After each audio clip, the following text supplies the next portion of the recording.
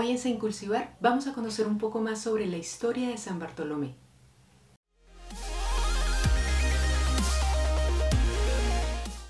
Soy Adriana Aranda Medina, docente de la Institución Educativa Mariscal Robledo y una de las encargadas de Sin Cultivar, que es el semillero investigativo, cultural y cineasta de San Bartolomé, y además está patrocinado por Ondas Caldas.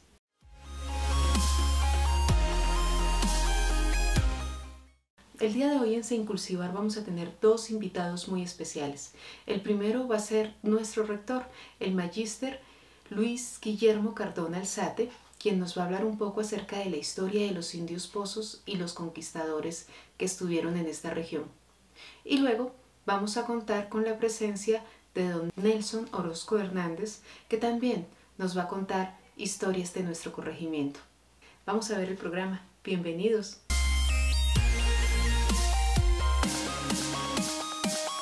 En el día de hoy nos encontramos con Luis Guillermo Cardona Alzate, rector de nuestra institución educativa Mariscal Robledo, ubicado en el corregimiento de San Bartolomé. Rector, ¿cuál es su formación académica? Mi formación académica inició, al igual que ustedes, acá en la institución educativa Mariscal Robledo, en básica primaria y secundaria. Después estudié en la Universidad de Caldas una licenciatura en Ciencias Sociales y años después, cuando ya estaba trabajando de nuevo acá, en San Bartolomé, decidí hacer mi maestría en Historia y esa es mi formación académica. Nosotros en la consulta encontramos un documento de su proyecto de grado. Dígame qué lo motivó a escribirlo. Listo, ese documento que ustedes encontraron en esa consulta bibliográfica que han hecho en el proyecto de Ondas es mi proyecto de grado de Historia, de la maestría en Historia. Y yo quise indagar un poco más sobre esos actores históricos que están en nuestra comunidad, ¿cierto? En el caso del mariscal Jorge Robledo, que es el nombre que lleva nuestra institución, y también de los indios pozos, porque hay muchas historias en nuestra comunidad que han pasado por tradición oral, pero yo no conocía como científicamente de dónde surge esa historia y cuáles son las narrativas que surgen en torno a eso. Muchas veces escuchamos más como mitos, como historias, pero no teníamos una raíz como tal basada en documentos históricos, y eso me motivó a hacer mi proyecto de grado. Rector, ¿cómo se puede conocer una historia que ocurrió hace tiempos atrás y que las personas que estuvieron en los hechos ya murieron? Yasmín, hay muchas formas de conocer la historia, ¿cierto? En el caso de San Bartolomé y de Jorge Robledo y los indios pozos, la forma en que uno logra conocer un poco la historia de esos años atrás fue a través de los cronistas de Indias, que eran personas que para la época sabían leer y escribir, porque eran muy pocas las personas que tenían esas habilidades, y esas personas venían escribiendo y narrando lo que ellos veían. Entonces, la mayor parte de la historia que conocemos de la conquista de estas zonas, del Alto de Pozo, de lo que hoy es en día el corregimiento de San Bartolomé, con los indígenas pozos, se conoció fue a través de los cronistas, que eran personas que venían acompañando a los conquistadores, en este caso a Jorge Robledo, y ellos iban narrando lo que veían. Obviamente lo narraban desde la visión que ellos tenían de hombres europeos, ¿cierto? Entonces por eso es que nuestra historia la conocemos es a partir de esos cronistas que vinieron hace más de 500 años a esta zona. Entonces uno ahí encuentra cómo describen qué eran los conquistadores, cómo describen a los indígenas, cómo se vestían. A partir de ahí es que nosotros podemos empezar a indagar sobre nuestra historia. Rector, ¿por qué se dice que la historia la han escrito los vencedores? En el caso de la historia de América, de la conquista de América, se ha dicho que la han escrito los vencedores, es porque lastimosamente la mayoría de textos que han servido como base para escribir las historias posteriores fueron escritas por los españoles, y así han sido muchas de las historias del mundo, ¿cierto? Normalmente los que vencen en las guerras, los que vencen en los combates, los que vencen en colonización de algunas tierras son los que tienen el poder de la escritura y del lenguaje, ¿cierto? Por eso es que es tan importante la educación y de que nosotros mismos escribamos nuestras historias. En el caso de nuestra comunidad, de los indígenas pozos y de los españoles, como nuestros indígenas no tenían el dominio de leer y escribir, sino que los que tenían esas capacidades eran los españoles escribieron la historia según su visión, ¿cierto? Entonces, lastimosamente, solamente tenemos como una parte de la historia.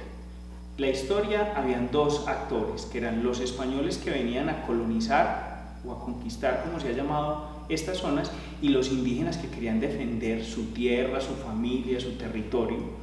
Entonces por eso es que la historia que nosotros tenemos siempre normalmente exalta a los españoles y los hace ver como los hombres valientes, de virtudes, y normalmente muestra a los indígenas como salvajes, como caníbales, como personas a vencer, porque siempre esa historia la escribieron fueron los españoles. Entonces como cuando tú cuentas una historia, pero la cuentas desde la versión tuya, no desde la versión con la persona que estás teniendo la dificultad. ¿Me hago entender? Rector, ¿por qué se resaltó tanto al mariscal Jorge Robledo y se habló poco de los indios Pozo? Yasmín, hay varias razones. La primera es que hace 500 años, pues los conquistadores venían en función de dominar las tierras, de buscar riquezas, en especial oro, ¿cierto? Y obviamente los cronistas estaban a cargo de los mariscales o de los conquistadores. Entonces obviamente la crónica que el escritor hacía era obviamente resaltando las hazañas o proezas que hacían los conquistadores, ¿cierto? Posteriormente, en la época de la fundación del corregimiento y en la época de fundación de la institución, en ese momento de la historia predominaba una vertiente de la historia que se llama la historia tradicional, ¿cierto? Con un corte como eurocentrista. Entonces, ¿qué era lo que más se miraba? Era como esa fuerza que habían tenido los europeos en nuestro territorio y la sociedad de ese momento, o sea, las personas que habitaron el corregimiento de San Bartolomé ya en la época de la colonización, cuando empezaron a venir estos migrantes, pues tenían un corte muy de educación europea. Entonces, ¿qué buscaban? Resaltar esa civilización y ese legado que nos habían dejado. Entonces, fuera de la fuerza que le hicieron los cronistas a esas proezas y a esas conquistas de los europeos, después la historia tradicional resalta al hombre europeo, y por eso es que en nuestro corregimiento encontramos en el parque el busto del mariscal Jorge Robledo, por eso es que nuestra institución se llama Institución Educativa Mariscal Robledo, y nuestro himno también le hace como honores, porque en ese momento la historia era una historia totalmente tradicional, donde se buscaba resaltar como todos esos valores europeos, los temas religiosos, los temas de literatura, los temas de escritura. Mientras que la antropología todavía no había tenido como esa fuerza de mirar las raíces, de buscar más como esa propia, el valor que tenían nuestros antepasados, nuestros indígenas. Entonces por eso se habló siempre mucho más del mariscal Jorge Robledo en contraposición a los indígenas. Hoy en la actualidad inclusive vemos que hay corrientes distintas. Mira que en las protestas de hace unos años inclusive tumbaron estatuas de conquistadores, de Belalcázar, ¿cierto? ¿Por qué? Porque hay una nueva visión de la historia que busca rescatar como los orígenes, ¿cierto? Mirar realmente qué pasó con la historia, quiénes eran los indígenas, y por eso es que nosotros pues siempre ha sido más enfocado a valorar a esos europeos que llegaron a nuestra conquista, a la conquista de estos territorios, pero no a revisar como un poquito más nuestros orígenes indígenas. Rector, ¿cómo eran los indios Pozos? Bueno, pues los indios Pozos los podemos conocer por lo que encontramos en las crónicas de Indias, no solamente acá de San Bartolomé, de ese momento de la conquista, sino también por el entorno. Se dice que la familia a la cual pertenecían los indios Pozos era de la familia Caribe. Entonces, estas familias indígenas, en nuestro sector había muchos grupos indígenas. Estaban los Pozos, los Paucuras, los Armas o Armados, los Picaras, los Carrapas. Estaban distribuidos en diferentes zonas del territorio. Las características que uno podría decir que narraron los cronistas de los indígenas Pozos eran que eran personas que habitaban pues, en esta parte alta de la montaña, ¿cierto? Que tenían pequeños cultivos para alimentarse, que dependían de la cacería y de la pesca en los ríos o en los afluentes cercanos. Tenían una característica muy marcada y era que eran guerreros. Los cronistas y los conquistadores dicen que en muchas tribus donde llegaban, los indígenas se sometían a su dominio de manera pacífica, mientras que los indios Pozos se destacaron, y eso lo encontramos varias veces en las crónicas, por ser guerreros. O sea, ellos no se quisieron someter fácilmente a los indígenas Pozos. Inclusive Jorge Robledo fue herido por los indios Pozos y estuvo casi que en riesgo de muerte. Ellos eran muy combativos, muy valientes. Se dice también que practicaban la antropofagia, eso quiere decir que consumían carne humana, y pues desde nuestra visión occidental pues es algo muy malo, ¿cierto? Pero si lo vemos desde la cultura indígena, pues en América no habían grandes mamíferos como lo que nosotros hoy consumimos, cerdos, reses, ¿cierto? Y las proteínas eran muy escasas. Y lo otro es que ellos también creían que si consumían, dicen los cronistas, que si consumían la carne de la otra persona, como que asimilaban sus poderes. Entonces también creían que si se comían la carne de otro guerrero, pues se iban a volver mucho más fuertes. También tenían chozas o casas construidas en guadua, que es un material propio de nuestra zona. Dicen que tenían también esculturas de madera donde se veneraban, dicen los españoles, demonios, ¿cierto? Me imagino que eran esculturas religiosas de sus propios dioses, y que andaban totalmente desnudos, solamente decían los cronistas que cubrían sus partes nobles. Entonces nos da a entender que cubrían ¿cuáles? Sus genitales. También se dicen que poseían collares y adornos en oro, que era un elemento muy preciado para los españoles de la época, y vivían como nosotros, en grupos familiares donde había un líder que era un cacique. Uno de los principales caciques de nuestra región era el cacique Pimaraque. Pipinta, hay una confusión histórica de los cronistas. Nuestra piedra se llama la piedra o cueva de Pipinta, pero el cacique Pipinta era un cacique de otra tribu indígena que eran los Armados, y ahí hay una historia en torno a la piedra de Pipinta. Pero esas eran como a grandes rasgos nuestros indígenas pozos. Rector, ¿y de dónde salió esa historia de la piedra de Pipinta? Bueno, la piedra de Pipinta es algo que uno encuentra en nuestro corregimiento. La gente habla y hay muchos mitos sobre la piedra de Pipinta, pero ahí tiene una raíz. Cuando uno lee las crónicas, se dice que los españoles ingresaron como del río Pozo hacia arriba de la ladera, y que los indígenas los atacaban obviamente desde la parte alta hacia la parte baja, de donde estaban subiendo los españoles. Y los españoles dicen que los indígenas se escondían en un peñasco, lo cual uno podría asimilar que es como la piedra de Pipinta, ¿cierto? Y los españoles dicen que desde ahí los atacaban. Entonces de ahí surge como esa historia de la piedra de Pipinta. Entonces hay muchas teorías. Se dice que ahí habitaban los indígenas, ¿cierto? Se dice que eso tenía un montón de cuartos y túneles que inclusive llegaban hasta el otro lado del Cauca, lo que hoy en día es Marmato, o inclusive hasta Guadas y Arma, ¿cierto? Pero son mitos. Sí se cree que ahí tenían como una especie de refugio, porque los cronistas hablan de esa piedra de Pipinta, ¿cierto? Pero hay algo curioso, y es que Pipinta no era de esta zona. Pero cuando los españoles llegaron a Guadas, encontraron a los indios, a lo que hoy en día es Arma, y encontraron a los indígenas de allá, eran muy ricos en oro. Y cuando ya lograron como asentarse o conquistar esos indígenas, ya no encontraron el oro. Entonces la historia dice que el tesoro de ese cacique, que era el cacique Pipinta, que era el cacique que hoy en día hablaríamos como el municipio de Aguadas, dicen las crónicas que lo escondieron en la piedra de acá, de los indios pozos. Es poco creíble, porque inclusive entre tribus se atacaban. Los indígenas pozos, ¿por qué eran guerreros? Porque ellos vivían en conflicto con otras tribus vecinas, precisamente por eso, por la riqueza, por la caza, por los alimentos. Pero se cree que ese tesoro del cacique Pipinta, que era un cacique de los indios armados, lo escondieron en la piedra.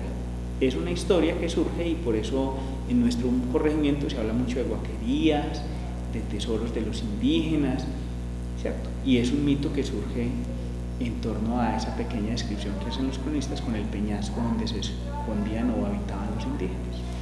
Rector, yo le hice esa pregunta porque yo en el video pasado vi que una señora decía pues que en la piedra de Pipinta asustaban, había murciélagos y gente que entraba no salía viva. Bueno, Yasmín, o sea, en nuestro corregimiento y en nuestra región somos muy dados a esos mitos, a esas leyendas, ¿cierto? Y a muchas cosas fantásticas. Entonces por eso es que han surgido un montón de historias frente a la piedra de Pipinta. Obviamente son cosas que están más en el imaginario de las personas que comprobado como histórica o científicamente. Igual si ustedes visitan la cueva, pues es un lugar supremamente oscuro, como tú dices, hay murciélagos, pero pues decir que ha habido algo más allá de una roca que tiene una entrada, ¿cierto? Y que posiblemente en años atrás de pronto podían ingresar hasta más adentro de la cueva, pero pues ya eso hace parte como de nuestra tradición cultural, ¿cierto? Así como hay mitos de la pata sola, del hombre solo, de la llorona. Entonces eso hace parte como también de nuestra identidad y es una forma de compartir en familia. Anteriormente, cuando no habían tantas redes sociales, lo que las personas hacían era contar esas historias, ¿cierto? Y eso se va de generación en generación. Entonces, ¿qué hace que una historia que pudo tener una forma vaya cambiando? Que cada generación la cuenta como la recuerda, ¿cierto? Y eso es lo que ha pasado también con nuestra historia. Nuestra historia pasa de generación en generación y por eso es que muchas veces uno ve que hay cosas distintas que le agregan, que le quitan o que se alejan un poquito de lo que realmente fue como la base histórica de nuestra región, ¿cierto? También hay que tener presente que hablamos de esa piedra de Pipintá o de esa cueva de Pipintá desde la conquista de los españoles, por allá en 1530 y algo. Y en este momento estamos en el 2022 y aún seguimos haciendo remembranzas de esas historias. Entonces eso permite que las historias cambien y se transformen con el tiempo, no es lo mismo lo que tu abuela cuenta que lo que tu mamá cuenta y lo que tú le vas a contar a tus hijos o a tus nietos. Entonces por eso es que surgen ese montón de historias que enriquecen nuestra cultura.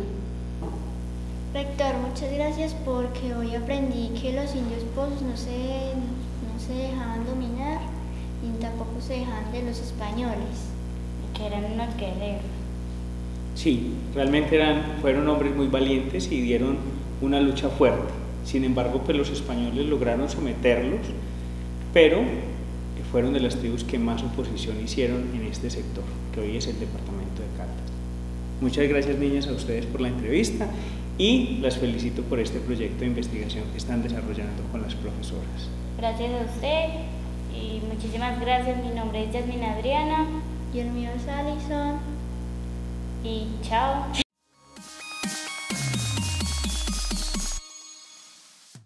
Buenas tardes, soy Ana Sofía Valencia, tengo 17 años y soy integrante del proyecto Se Incursivar.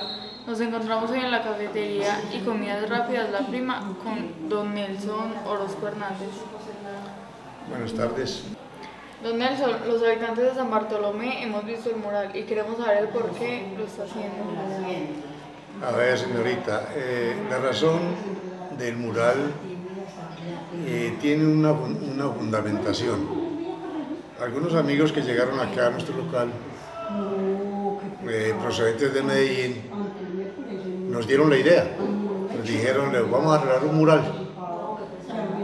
Pensamos que era una lámina grande, algo diferente. Más o menos a los 2 meses después de hacer la oferta, aparecieron con 25 cuadros de personajes del pueblo. Yo inicialmente les dije que qué torpeza, que para qué queríamos nosotros los cuadros. Le digo, no, son personajes de nuestro pueblo que han sido residentes y han dejado historia y han dejado legado en nuestro corregimiento. Ahí nació la idea y de ahí en adelante, poco a poco hemos ido recopilando fotos y elaborando los cuadros. ¿Nos podría usted contar más sobre el mural y de cada uno de sus personajes? Claro, con mucho gusto.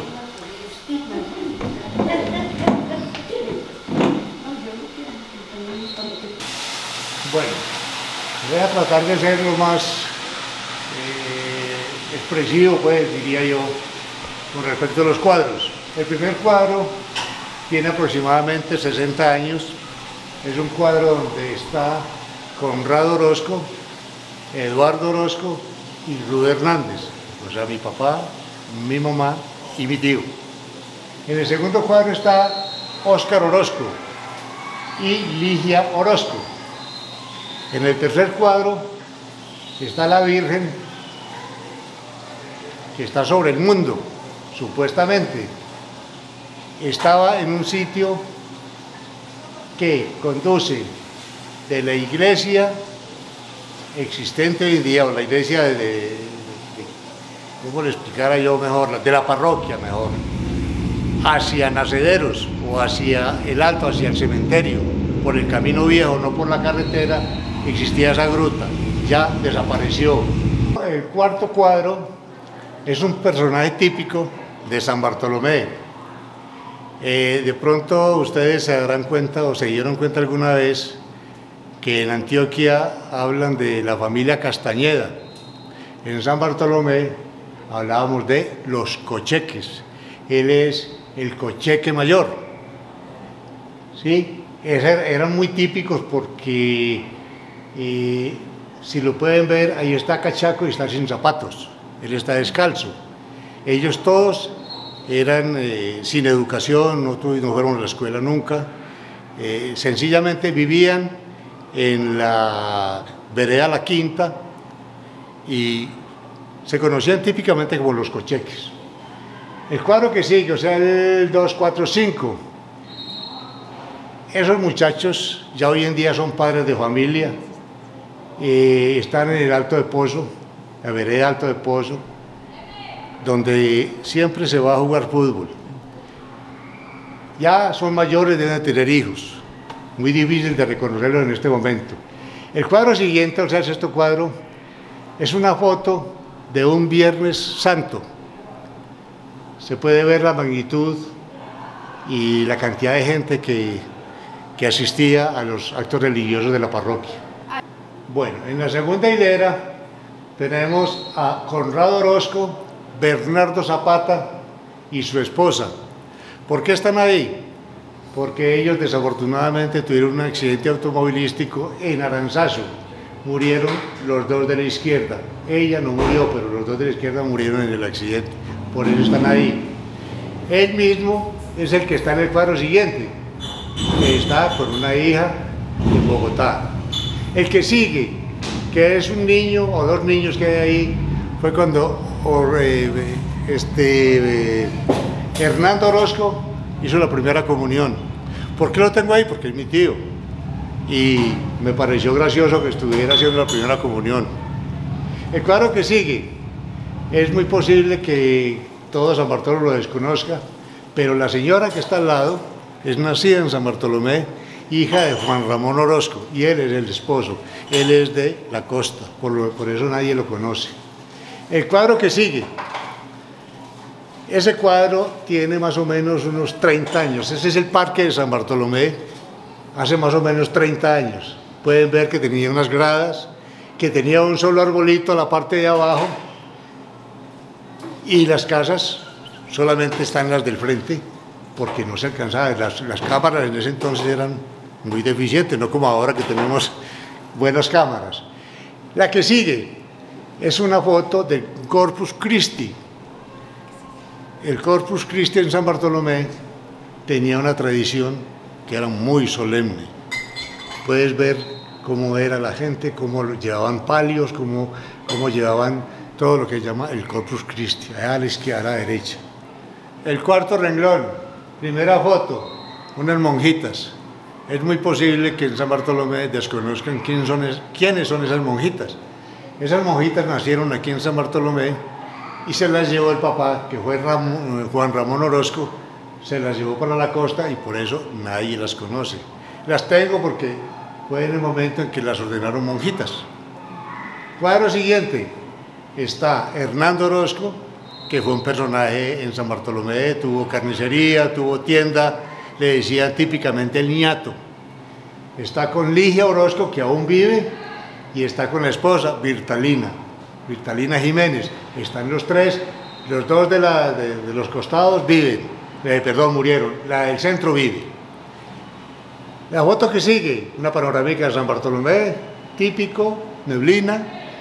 Bueno, la foto que sigue tiene más o menos 50 años, fácilmente, 50, 60 años. Era cuando en San Bartolomé existía el mercado campesino, cuando los campesinos sacaban sus productos, maíz, panela, arroz,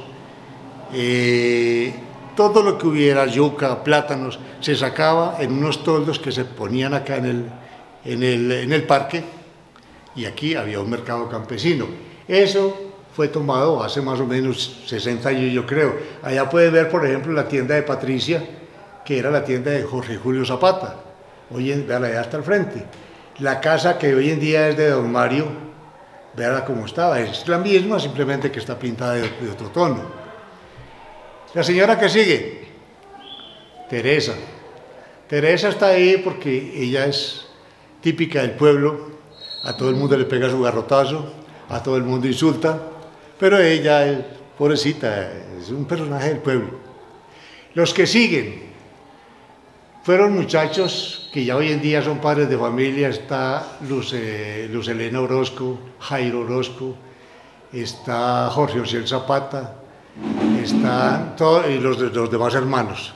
Ya hoy en día son padres de familia, llenos de hijos y abuelos, ya, pero son de aquí de San Bartolomé, viven en Medellín. Fila siguiente de cuadros. Estos personajes, como los podemos ver, tuvieron su historia en San Bartolomé. Don Guillermo Arias, el del centro, fue el que trajo el primer camión a San Bartolomé.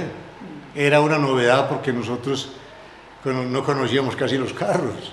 Aquí no venían carros. Él compró un camión e incluso de la escuela San Luis Gonzaga nos llevaron hasta San Félix en ese camión de paseo.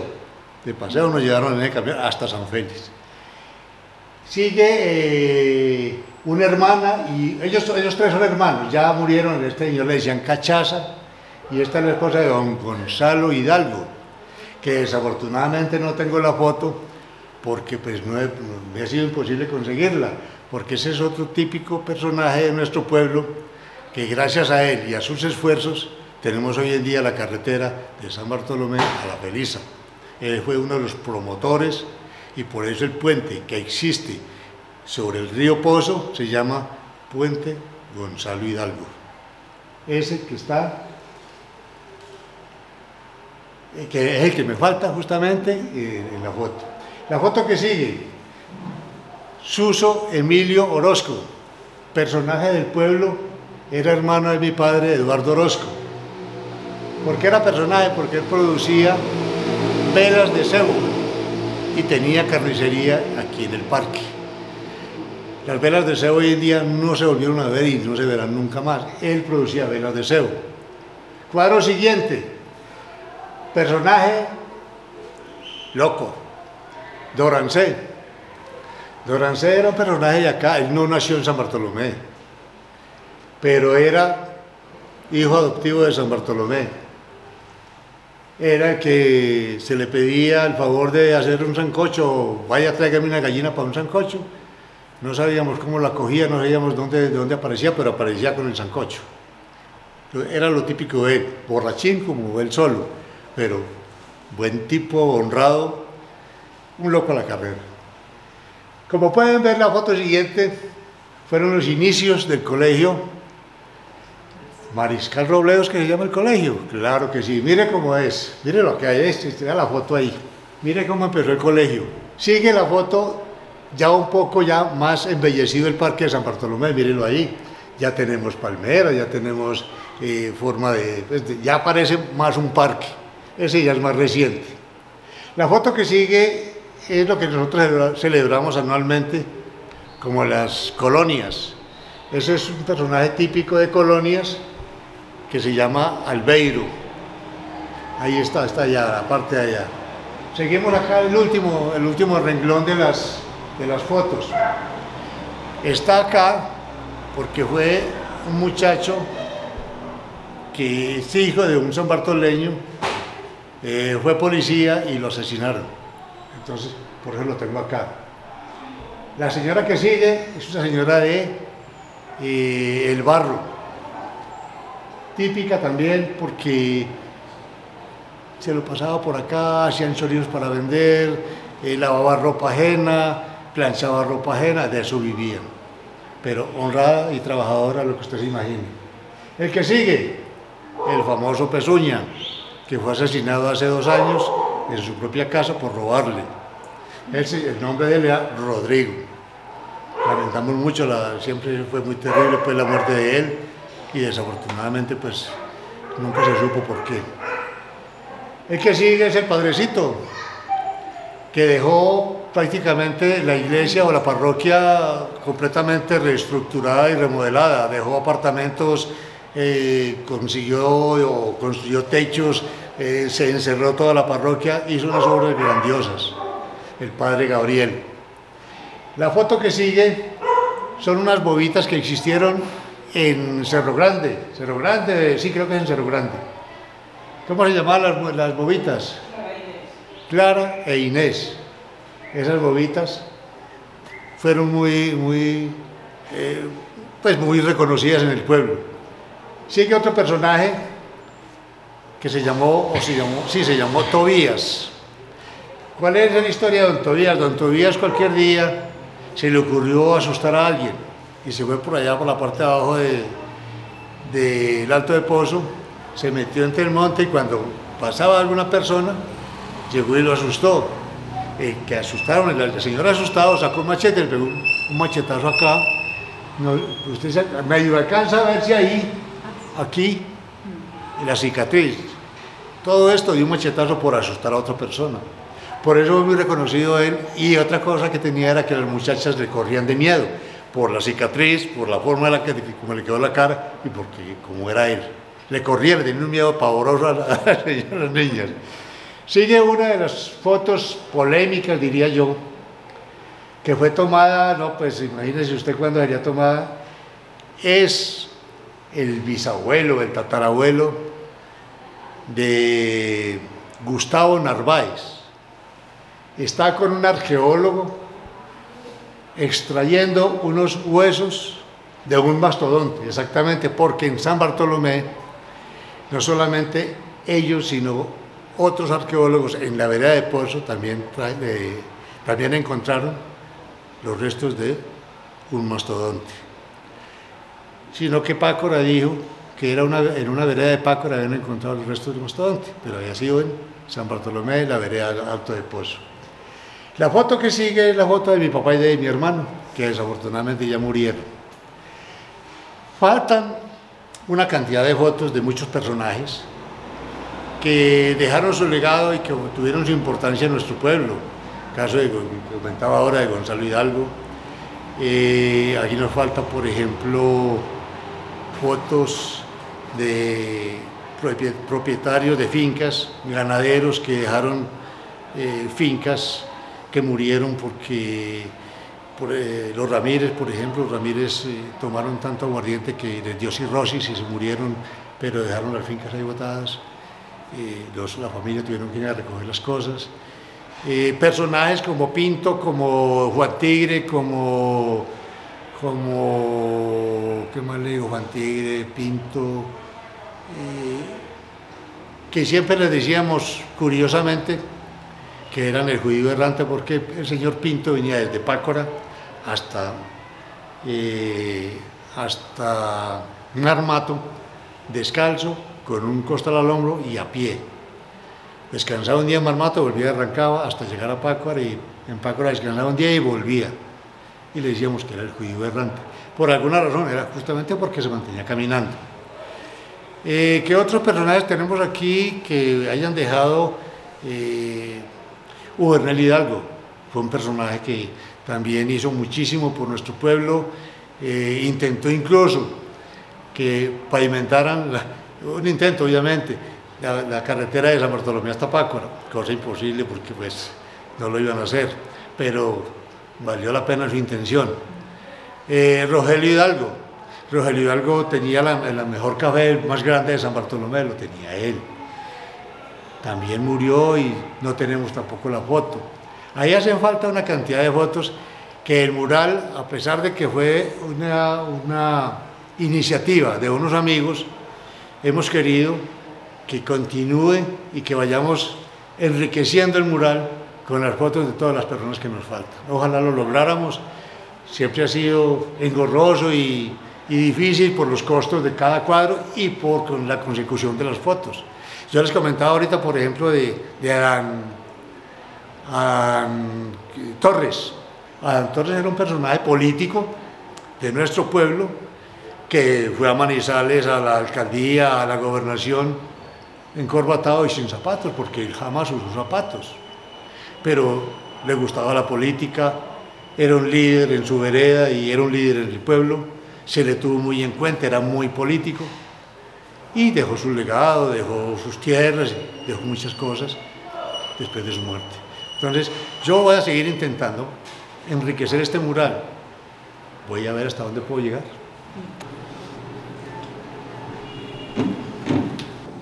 Don Nelson, sabemos que usted nació en el corregimiento y cuando tenía 12 años se fue. Casi 60 años después regresó. Cuéntenos por qué. Bueno, porque a mí me pasó lo que nos pasa a todos los bartoleños. En esa época se carecía de un colegio de bachillerato.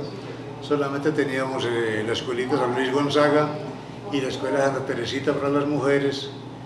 En ese entonces era hasta cuarto de primaria para las mujeres, quinto de primaria para los hombres. Y uno es necio, uno nací aquí, a los 12 años vi que realmente no podía progresar por falta de estudios, entonces me desplacé a conocer otras culturas, otras regiones del país y prácticamente 50 años después regreso a San Bartolomé porque creo que ya cumplí mi meta, ya me casé, tuve mis hijos y después de tener mis hijos vine a ingresar a una empresa que se llamó Telecom. En Telecom me dijeron muy claramente, si quieres progresar tienes que estudiar. O sea que vine a estudiar después de viejo, porque en San Bartolomé no había forma y los recursos que yo tenía para una ciudad no me alcanzaban. Telecom me dio esa oportunidad, fui al Instituto Técnico de Comunicaciones y me gradué como tecnólogo. Trabajé 25 años en Telecom, me jubilé. Después de eso me estuve como 3 años más en Bogotá y ya, después de vivir 37 años en Bogotá me pareció justo que yo descansara, que dejara el agite de la ciudad, que dejara la inseguridad y regresé a mi pueblo San Bartolomé, un paraíso donde se respira aire puro, donde no hay ladrones, donde todo el mundo lo conoce a uno, todo el mundo lo saluda y todo el mundo en determinado caso lo auxilia. Así que San Bartolomé, la Machera, es un pueblo lleno de paz, que siempre lo he querido, es mi patria chica, y vine prácticamente a descansar, a recoger los frutos de todo lo que coseché durante mi vida. Esa es mi historia, y aquí estoy, bien, contento, feliz. Muchas gracias, don Nelson, por darnos a conocer la historia del mural y la suya. No, con muchísimo gusto, ni más faltaba. Aquí estamos para servirles. Cualquier inquietud, cualquier duda sobre la historia de San Bartolomé, estaremos prestos a dársela a conocer, ni más faltaba, con muchísimo gusto.